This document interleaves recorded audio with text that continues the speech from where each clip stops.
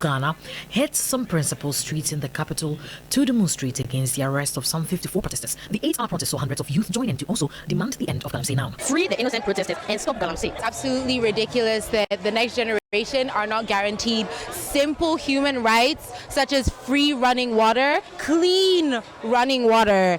And this is going to impact our food security. It's going to impact so much. We cannot jeopardize the future of future generations like this. I don't have anywhere to go. This is where I have. This is my country. This is where I want to be. So I want it to be better so that when I give birth to my kids, they'll come and meet a better Ghana.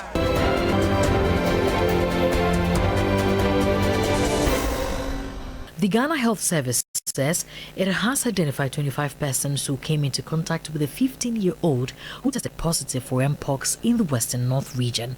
This forms part of efforts to contain the spread of the highly contagious disease as health officials across Ghana's 16 regions remain on high alert. Director of Public Health at the Ghana Health Service, Dr. Franklin Esiedupekwen, spoke exclusively to TV3. WHO declared it as a fake. That's public emergency of international concern. So following that, we alerted our system and then activated our surveillance system. So a lot of things has been taking place, and we have also updated our plan. So we getting the first case is not so surprising. So we actually confirmed it 2 days ago in Western North. But because our system has already been established, we have gotten 230 suspected cases, which are all negative.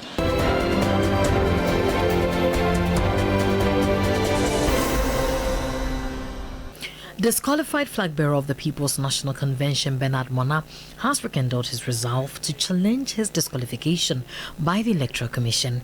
Bernard Mona told the National Chief Imam during a courtesy visit that the posturing of the Electoral Commission has the tendency of plunging the country into chaos. Natural justice was deleted from EC's record, that our right to be on the ballot cannot be doubted, and therefore the EC should be ordered to go and add us to the ballot with the speed of light.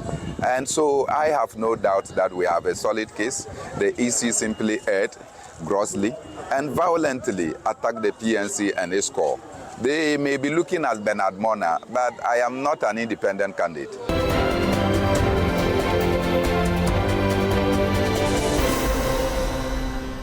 Government has achieved 98% participation in its Eurobond exchange program, exceeding its target of 68%. Minister of Finance, Dr. Mohamed Amin Adam, made the revelations at a press conference on completion of the exchange offer and consent solicitation in Accra. So the threshold we expected to achieve was 65%. What we have achieved is more than 98%. And this is the reason we are very happy about the overwhelming success of this consent solicitation.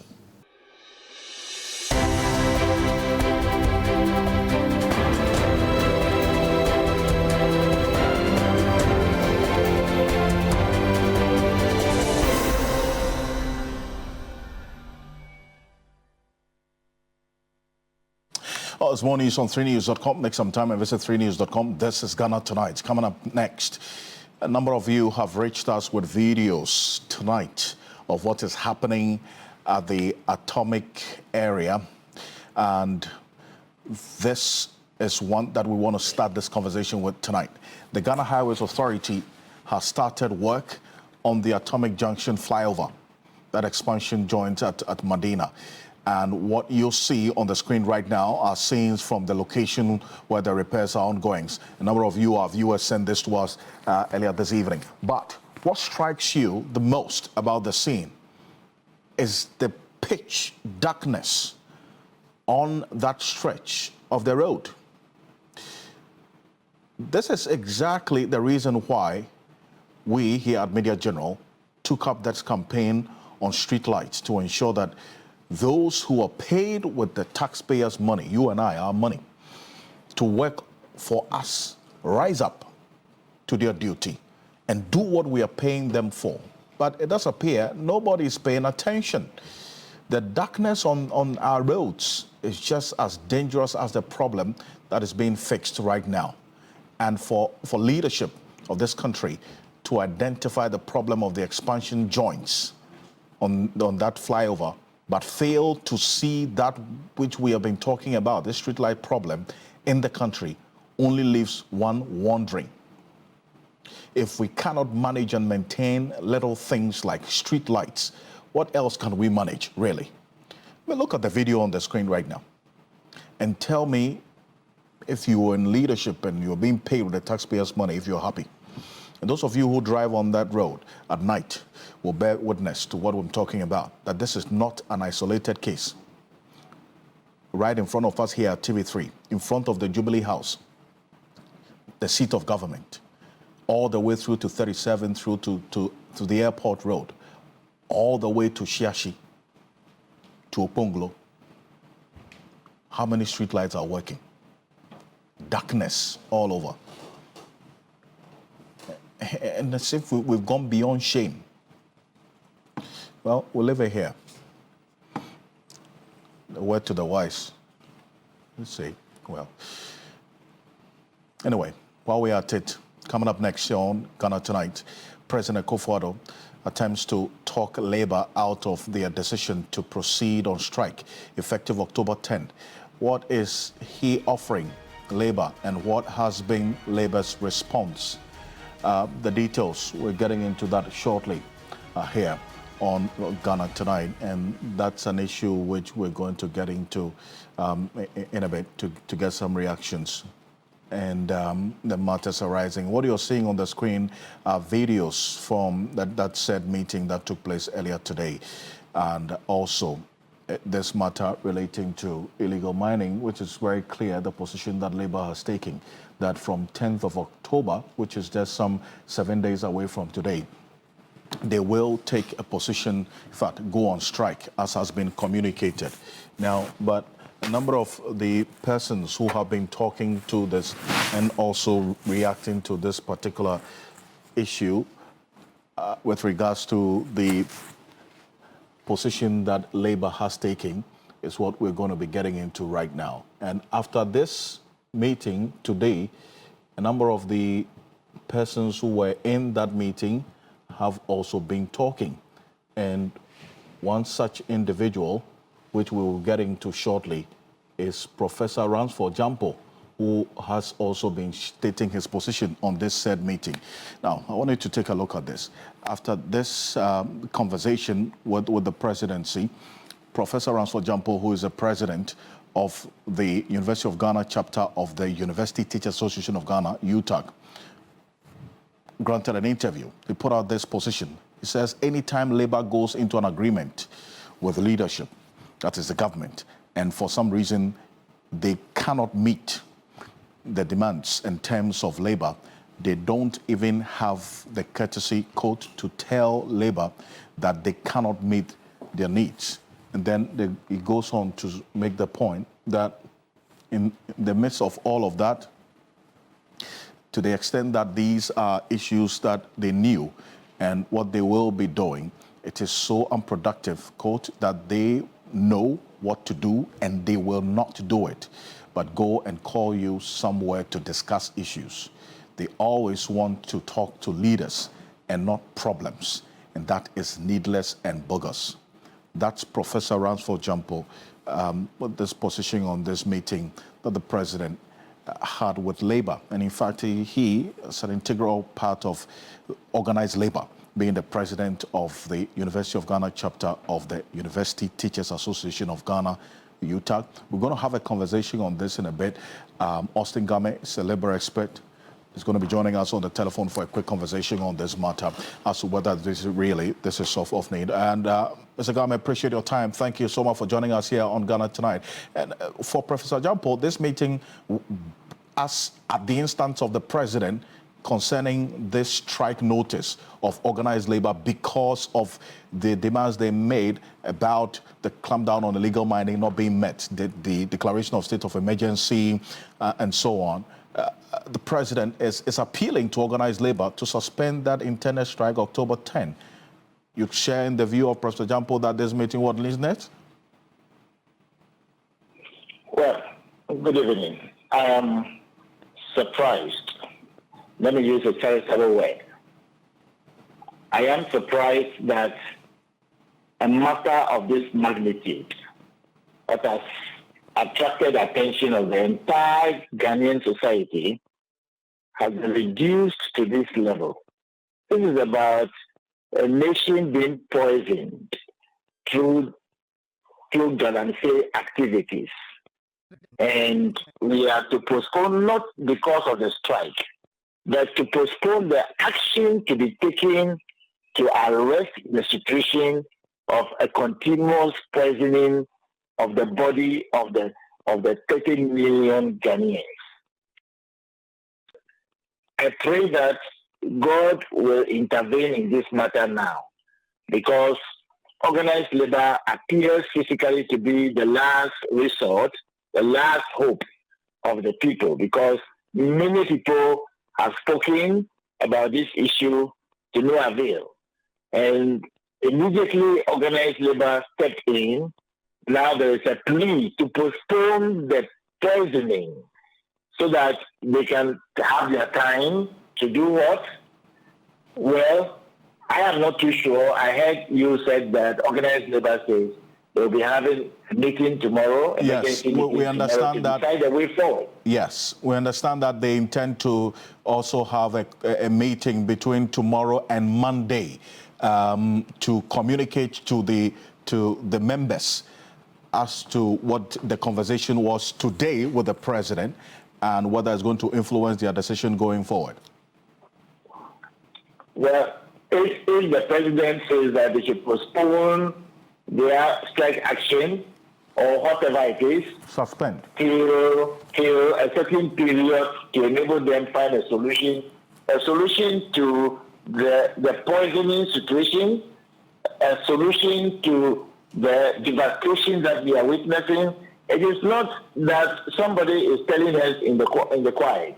We are seeing it on the screens of the various television stations. And I flew over to Tamale. I went to Kumasi. I went to Takwali. I saw it with my naked eyes, in the plane. Clearly, I think that we have a problem on our hands. Well, we should be aware that our good friend and president is about getting out of office. And therefore, if we have to allow ourselves to be treated this way, it's up to all of us. It's up to all of us. Nobody gets boiled symptoms and you see the original boil, the real boil the next day. We are drinking this, we've been drinking this water all this while. We have awakened from our sleep and suddenly we are being told, continue to drink the poison for a little while, whilst I find ways and means of resolving the matter. It's up to you Ghanaians. Wow. Where I was born in Gold Coast, those of you who are here, this is what our great-grandfathers bequeathed to us, and this is the way we want to treat it. It's up to you people. You expect that Labour will be resolute on its stance, or, as it were, give heed to this plea by the president? I'll be surprised if they chicken out. I'm saying so because this is not about salary increments. This is not about allowances. This is about life and death matter. And you have legitimately raised the issue together with other civil society bodies. So whatever meeting organized labor will be having, it means they must invite all interested parties, which is the entirety of the Ghanaian society. The entire Ghanaian society is an interested, is a stakeholder in this matter. And therefore, they are even protecting the interest of the president himself. And therefore, it is incumbent on them to realize that whatever meeting they are holding, they're not holding it for themselves. They are holding it in the interest of stakeholders. And stakeholders are eager to hear that we have a solution. The solution is that the president is announcing that Galamsey have been banned. That is what we want to hear. The LI have been withdrawn. Every other thing relating to Galamsey that will create problems for us have been stopped, not suspended, so that we can have a restoration of our water bodies. It's a life and death matter. And rightly so indeed. There's existential threats that we're faced with. But I thank you so much for your thoughts on this matter. Thank you so much. Osingame is a labor expert joining us here on Ghana Tonight. With respect to this meeting, we understand that was convened earlier today at the instance of the president with Labour. And we understand there's a plea by the president to Labour to suspend the intended strike action beginning October 10, 7 days away from today. We understand there's going to be a meeting. Labour is going to convey the outcome of this conversation today to the members between tomorrow and Monday. And we expect that in the coming days we'll hear something on that. But let's still stay a bit further on the issues with illegal mining. But this time around, coming up next, the Inspector General of Police and the Attorney General have been dragged to the Human Rights Court to answer allegations of possible human rights violations in the matter of the arrest and prosecution of some Democracy Hub protesters. And this is information that we got earlier today. And we have a copy of the summons. In fact, as was earlier communicated today, we're going to put on the screen right now the details of this particular case, as has been the High Court, the Human Rights Division.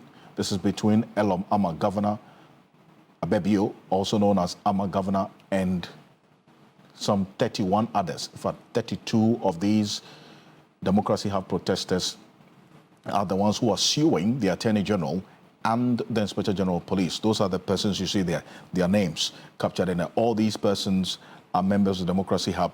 They are in either police or prison, that is custody as we speak right now. And these remanded conveners of Democracy Hub jointly sued the Inspector General of Police, Dr. George Akufo-Addo, and the Attorney General, Godfrey Yeboah-Dame, seeking a number of reliefs. In fact, we counted close to about 11 reliefs in this one. And we're going to get into this shortly. We'll place some of these reliefs on the screen as we go on. But there you have it. Francis Xavier Sosu is counsel for and on behalf of the applicants in this particular case. He's a member of parliament for the Medina constituency. He's joining us on Zoom right now. Counsel, good evening. Thank you for joining us here on Ghana Tonight. I see in there as you serving as a lawyer for these 32 protesters who have dragged the Attorney General and the IGP to the Human Rights Court. What exactly are you seeking of the courts in this document? Well, there are some, I would say 9 remedies that we have on our writ, and it includes a declaration that the conduct of the police amounts to a violation of our clients, which include the way they were arrested, the manner in which they were arrested were unlawful. Their detentions were unlawful detentions.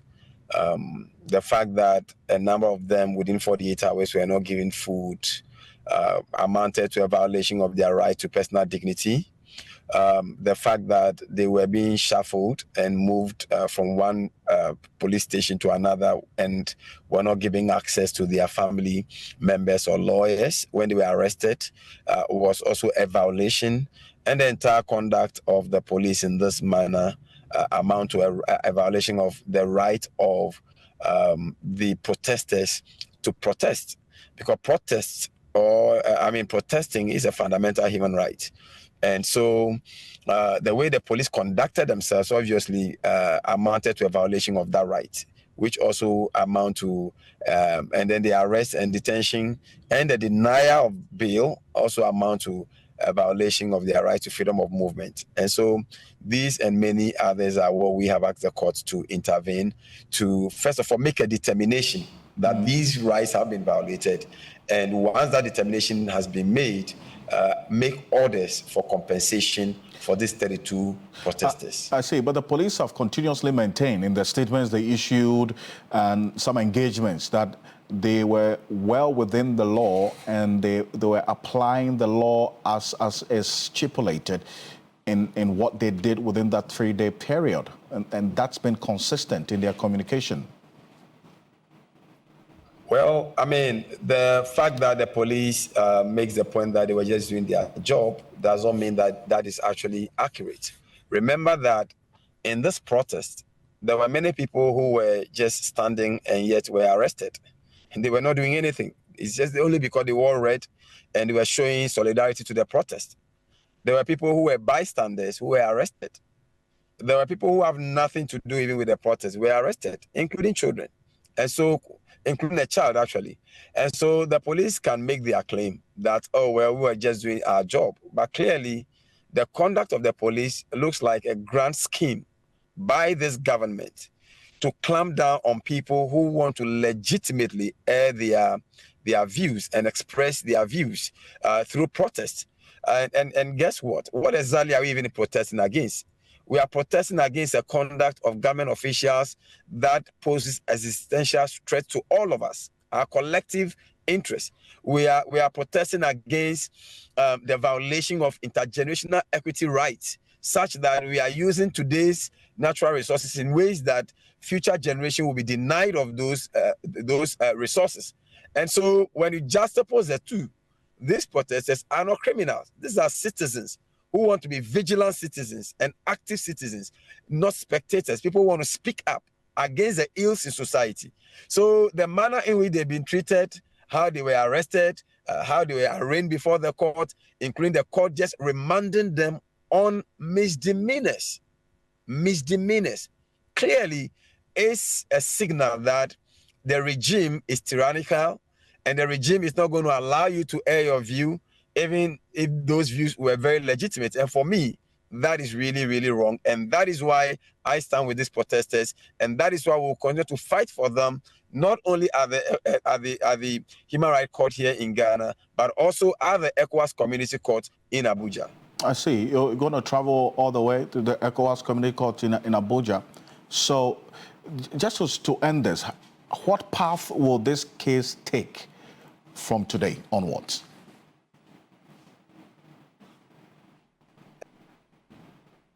Well, the case has been scheduled to be heard on the 28th of October. Being a human rights action, once they've been served, we are expecting that the Attorney General will respond to the writ and give us their side of the story. And if there are responses we need to do, we will do that. And eventually, the matter will be set down for trial. And hopefully, the judges will look at the evidence available to make a determination whether or not the rights of these protesters, properly so-called, have actually been violated. And once that determination is made, we believe they definitely should be entitled to some compensation. And I thank you very much for joining us here. Francis Xavier Soso is lawyer for these 32 Democracy Hub protesters who have dragged the Attorney General and the Inspector General of Police to the Human Rights Court, seeking about 9 reliefs as we counted, and also is a member of parliament for the Medina constituency. They will keep an eye on this one and see how things play out.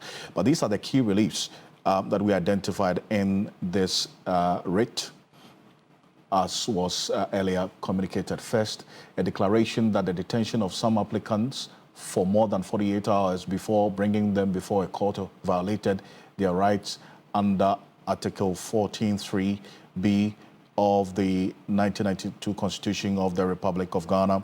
Let's take it again. Also, the second one they are asking for is a declaration that the conduct of the Ghana Police Service in disrupting the peaceful protest violated Article 21(d) of the 1992 Constitution, Article 21 of the International Covenant on Civil and Political Rights, Article 11 of the African Charter on Human and People's Rights, and Article 20 of the Universal Declaration of Human Rights. Also, they are seeking the next relief,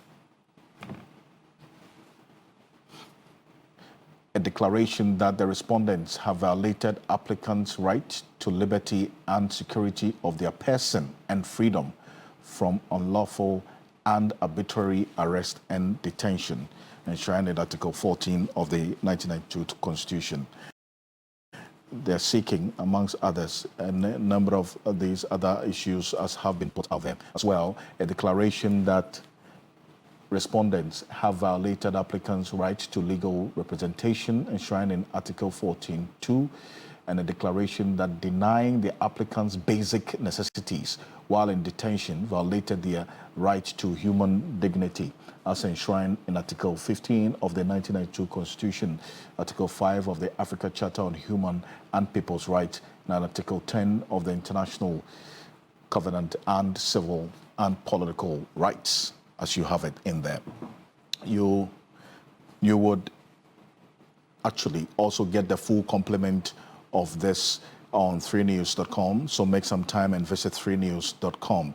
That is the information as we have it right now. Stay with us here on Ghana Tonight, because with respect to this particular development involving these Democracy Hub protesters and also the protest that happened earlier today, there's a statement that's just come through right now, hot on the plate here on Ghana Tonight. The Democracy Hub have just issued a press statement and with the title, Alarming Reports of Police Taking Detainees to Reenact Scenes at Today's Protest Grounds. According to the Democracy Hub, they're deeply alarmed by reports that during today's Free the Citizens and Stop Galamsey Now protest, officers of the Ghana Police Service transported some of the unlawfully detained protesters from the 21st September to today's protests grounds in the same clothes they arrested them in, and attempted to bring many others to reenact scenes for photo and video recordings.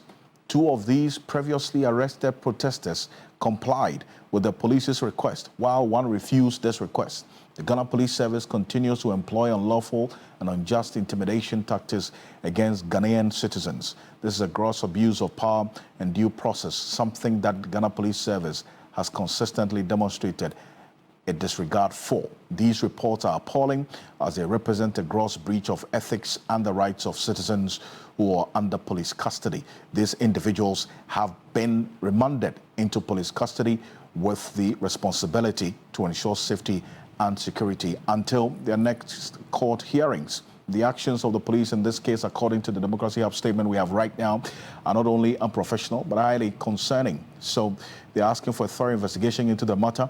The police officers involved in these acts of misconduct to be held accountable, improve protection of 4 detainees in police custody, and then also ensuring professionalism in the conduct of police duties. So that's the information we have right now coming through from the Democracy Hub, a statement that came through just minutes ago in that regard. So we'll keep an eye on this one here on Ghana Tonight. But coming up next, let's get into some more matters as we stay the steam on issues related to illegal mining and matters arising. And this statement that has come through from Democracy Hub.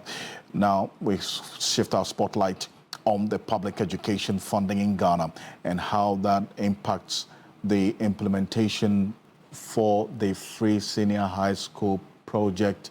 We would come to that after the quick break when we get into the issues of the Mpox outbreak as well here on Ghana Tonight, and matters arising related to that as well, and especially the public reaction for the news from the Ministry of Health about the number of cases that have been recorded. We'll give you a regional breakdown and also what has to be done to ensure that you stay safe.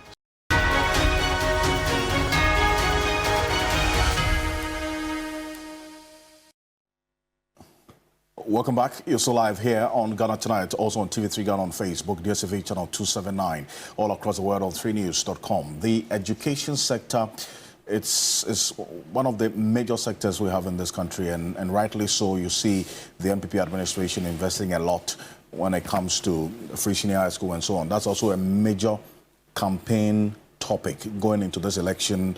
The NDC is talking about reviewing it to make it better. The NPP is talking about improving it to make it better. However the case, this is a policy that at least all the political parties are getting into. But beyond that, what does the larger education sector issues really play out? That's conversation we're going to be having tonight. And Kofi Asare is Executive Director of the Africa Education Watch, one of the foremost education CSOs we have in this country. He's joining us. Kofi, it's good to have you. Hi, good evening, Ab. Before we start, you saw the WASI report from WAEC, we've had another episode of litany of these irregularities, mobile phones being sent in, vigilators projecting the answers on the board for students, right? I mean, can we ever get a hold of this situation quickly? Well, I think, yes, it is regrettable that we haven't made good progress in terms of examination room collusion. Speaking from the statement that WAEC issued, we as an organization monitored WASI. Our report we published in December. And the findings that WAEC issued in that preliminary statement to a high extent confirms what we saw in the over 100 schools that we monitored. But it is also important, Alfred, to note that while we have, we are struggling, to deal with the examination room collusion by seeing projectors being brought into the field now.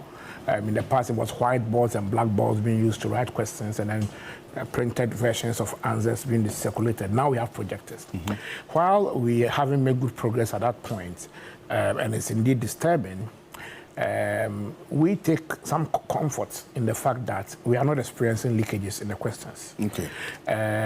The issues relating to examination fraud are multidimensional, from the demand side and the supply side. But the bigger issue now is the examination room collusion. And it appears that because it is an issue that involves a lot of human interfaces, we cannot solve it without deploying technology. We may have to just think about deploying robots to be invigilators going forward. But the bigger issue here is a mid-year budget review, as we have it. And I know that you'll be doing quite some work. I see that the focus of this mid-year budget review for the education sector is heavy on infrastructure, But for you, what do the results of this mid-year budget review portend for the future of education financing and the quality of education in Ghana? Well, the mid-year budget review, as presented by the Minister of Finance, had some positive implications for education. Reckon in November last year, when the main budget was read, education's share of the total government projected expenditure was less than 14%. It was way below the minimum international threshold or benchmark which Ghana has acceded to. And that was one of the reasons, one of the issues we raised and had been engaging government since on the need to increase the allocation of the national budget to at least 15% to education. And in response, we were happy to note that the finance minister in the mid-year budget allocated 1 billion extra cedis, in addition to the 32.7 billion that was originally allocated in the main budget. And so by this 1 billion, which was allocated to GET Fund, it means that the sector's share of the total national budget has increased by about 3 percentage points. I see. And that puts us well within the international benchmark, the minimum funding norms for education. So that's what's the positive that the mid-year budget portends for education. But there's a challenge of the capping as well, is it not? I mean, you do this allocation, but then again, exactly. the fund has issues. Exactly. The capping is a major issue, economic issue, political issue, social issue, in terms of its impact and implications. If you read the budget, the mid-year budget, you realize that even though 1 billion cedis more was added to the GET Fund allocation, increasing it from 3.2 to 4.2 billion, for which reason the sector's budget now increased to 33.7 billion. You still realize that GET Fund was only receiving 55% of the GET Fund levy accruals, which means we're losing 45% of GET Fund levy accruals, which is an estimated 7.6 billion. 7.6 We're billion. losing 45% of the expected levy accruals as a result of the capping. Edward predicts that by the end of December 2024, the education sector would have lost at least 7 billion cedis through repurposing or reallocation as a result of the earmark capping law, which witnessed the capping of GET Fund. So you make an expert's demand that this capping of GET Fund should be looked at. It should be removed or abolished. It is our foremost demand. We've engaged the political parties at the manifesto committee level. We've been consistent with the Ministry of Education and Parliament, and we've always called for the uncapping of Get Fund. If we uncap Get Fund, we are going to free as much as 50 billion in the next 4 years to take care of education. I'm talking about 50 billion cedis. 50 billion cedis being the total projected Get Fund levy accruals between January of next year and the next 4 years. So we are committed to the advocacy to ensure that Get Fund is uncapped, so that we free more resources and ensure that, for instance, the infrastructural development taking place in secondary education, for which reason, which is not completed, for which reason we still have the double track lingering, can end, so that we can have all schools running, single track. Then we can have enough money to remove our schools under trees and provide furniture for all schools and all that. So we hope that the next government will give prioritized attention to uncapping the Get Fund to free more resources for the sector. But a couple of days ago, my colleague Dennis Poberi during Manifesto Check looked at the free senior high school policy and this double track system, because the NPP in their manifesto says they're going to phase out the double track system. NDC says they would abolish the double track system, but they all have an idea of doing away with it. As to how fast and the process is where the difference lies. Either way, the interventions will involve brick and mortar approaches. And if you don't free more resources for infrastructural development to catalyze the slow pace, or if you like, the inadequate pace of completing ongoing infrastructural projects in the secondary education sector, it will be difficult. It will be. And so uncapping Get Fund is a sure bet to ensuring that every effort to end double track materializes in the not too distant future. I mean, and if you look at the basic level as well, and I've been looking at how the basic education sector in this country is also having its fair share of the challenges. I mean, a capitation grant, for instance, how many terms is it in arrears now, if you don't know? Well, the grants arrears, I think it is in arrears of about 2 years, okay? 2 years. But when we say it's in arrears of about 2 years, it doesn't mean a grant hasn't been disbursed this year. Grant has been disbursed this year. By midterm, about 45% of what was allocated for this year, that's the 84 million, had been released. But there are two things that must happen. The first is that the finance minister must ensure that the increased budget as a result of increasing the per unit allocation from 10 to 15 must be released, okay, to ensure that for the first time we are going to have 100% disbursement and utilization of capitation grant. We must make sure it happens. The second is that we can't make the increment of capitation grants a political issue. You know, in advanced jurisdictions, such fundings are indexed. They are indexed against inflation, so that there's an automatic adjustment formula that determines whether the system should increase it or not. Right. We are calling for an indexation mechanism for the capitation grant. And that will be enough to fund the basic school. Because the last time it was increased was in 2018. Look at the inflation between then and now, over 200%. That's true. And so if we have an indexation mechanism fused in, similar to the one we have committed to the IMF to do under the LEAP program, we would have put the issue of agitating for increment of capitation grant and appealing to political authority behind us, so that we can focus on ensuring that the grant is utilized properly to affect quality. It's also great to note that the minister announced an increment in the per capita allocation for the Ghana School Feeding Program from 1.2 cedis as announced in the main budget to 1.5 Ghana cedis. We, however, note that that is woefully inadequate, bearing in mind the high level of food inflation.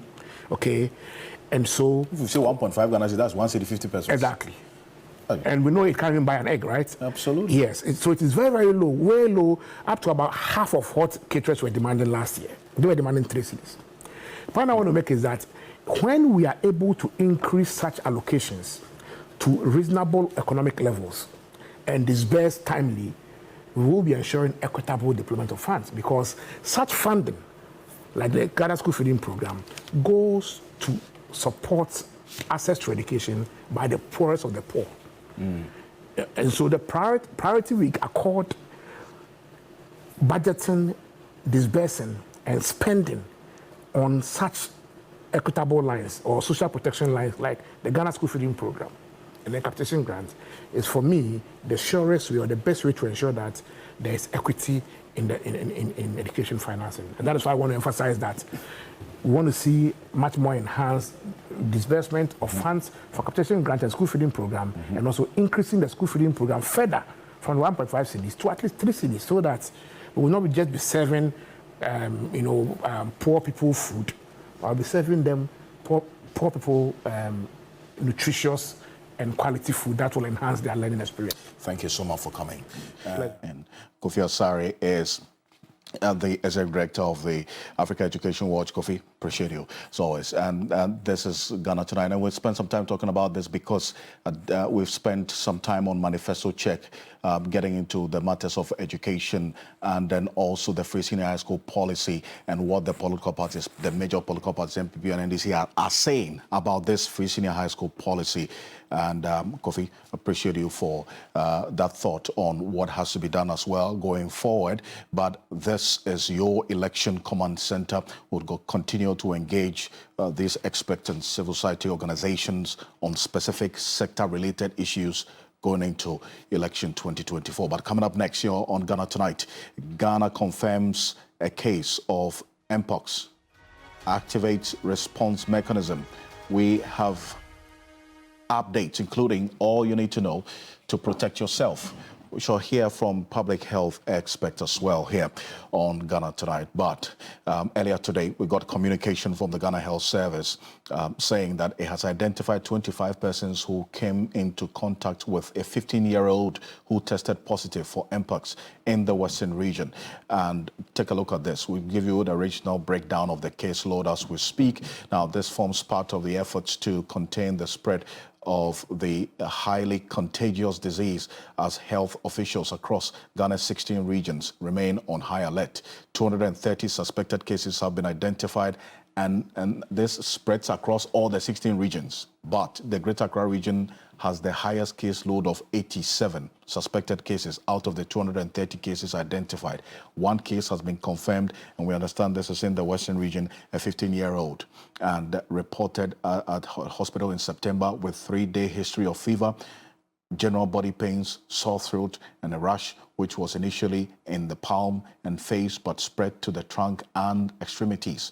There was no history of travel over the past 21 days or history of sexual exposure to a potentially infectious person. And this is where the peculiarity of this particular case is what raises further questions. And this is why I bring in Professor Ayite is joining us on the telephone right now. He is a professor of public health and also the head of population and family reproductive health at the University of Ghana, Legon. Professor Ayite, good evening. Thank you for joining us here on Ghana Tonight. I start off from where I just ended with that slide on the screen about this person who has been diagnosed with this Mpox case, 15-year-old. He has no history of travel and also no history of sexual, activity.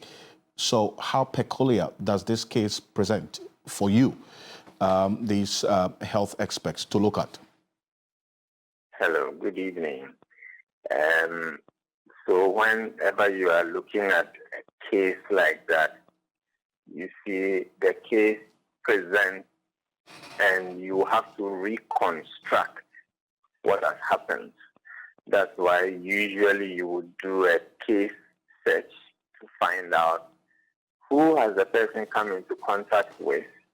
We know that Mpox as a viral disease is not only person-to-person contact that causes it. It can also be person-to-human, another person, contact. It could also be just coming to contact through the droplets from somebody being in the same space. You may not even physically be in contact with a person, but being in a close range, being in a vehicle, and that could expose you. Even animals, And so there are any number of ways, and what we try to do when we do an outbreak investigation is to try and check off what is it that is not probable so that we can hone down on what is the probable cause. I think the important thing here is that once we know that the condition is in the vicinity, then we use that same knowledge to prevent people from catching it. Again, like I said, getting in touch with people, especially who you are not familiar with. You don't know what their background, what their history, where they have been.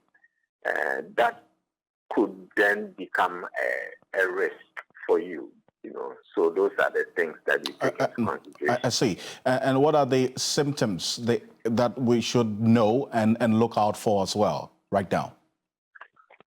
This particular disease belongs to a group of diseases that usually have similar outcomes. So fever, headache, muscle pain. It also can show up as tiredness and weakness. But the characteristic one that most people may be able to associate with it is a painful rash that can occur, a lot of it in the face, but also the back of the palm. And, with a trained eye, you will be able to determine whether it is Mpox. But, for the ordinary person, they can only suspect. So when you see any of these symptoms that I've talked about, the fever, the headache, and all those things, and then you start to see a rash come out. But the rash doesn't come immediately at the beginning. So if you feel any of these symptoms and you go to the hospital, a test can be done so that you can determine whether you have the condition or not. Symptoms as you run through. Pimple. I mean, if a pimple pops up on my face, really, I would not put so much emphasis on it as in a suspicion of Mpox. This is a pimple. So really, what's the peculiarity or the peculiar characteristics of this pimple that should prick my mind that, look, this is not normal? Because you said a trained eye will see that pimple and know that this is not a normal pimple. But I'm not trained. Yeah. My viewers are not trained. So what do they do? So let's not use the word pimple because it can confuse people. So it's a rash, but typically it has a different presentation than the way a pimple will show. Let's just say it's a round rash that would appear. Even when it appears, it changes form over time. And that's why the key thing is, if you are seeing any of these symptoms, seek help. Don't just try to put some cream on it yourself. You may not know what it is. But it's important that, it's not just any rash that you are taking to a hospital. It may be, even if you have a bite from an insect, that will resolve itself. But if it starts with these symptoms that I talked about, fever, headache, muscle pain, tiredness, fatigue, those are the initial symptoms. And then within a matter of days, usually 7 to 14 days, you start then to see the rash that I talked about. It starts usually in the face and in the hands, So those would then be easy for you to tell that something unusual is happening. Right. And then maybe in 30 seconds, you can tell us what preventive measures we can take on as individuals on a daily basis, going about our daily events. Yeah. As individuals, I think one of the simplest messages we can give is that we should exercise appropriate hygiene and sanitation. Like we know and we learned during the COVID, ensuring that you are cleaning your hands, you shake people, you need to always make sure that you are washing your hand with water, clean water and soap, not exposing yourself to animals that you don't know where they are coming from, especially rodents and monkeys are the ones that have been found to harbor these viruses. And so making sure that you maintain hygiene. If you know somebody who is suspected to have it, it would be good to not have very, proximate association with the person, just some isolation that helps you to make sure that you don't spread it. But that's in the case of someone who has a suspected case. Otherwise, there shouldn't be any difference in the way you interact with people that you normally live with or work with or interact with. Okay. It appears the COVID protocols never leave us, and they may never leave us as we speak. But I thank you for your time here. Professor Richmond Ayite, he's a head of Department Population, Family and Reproductive Health, and also a family health expert joining us. And I do appreciate you staying up at night to talk to us here on Ghana Tonight. On behalf of the rest of the team, a number of you sending us questions as to the symptoms and so on. You can get all of that on 3news.com. Please make some time and visit 3news.com. And this interview we just had is also available on our Facebook page. Play it back and get to know what you have to do to stay safe out there.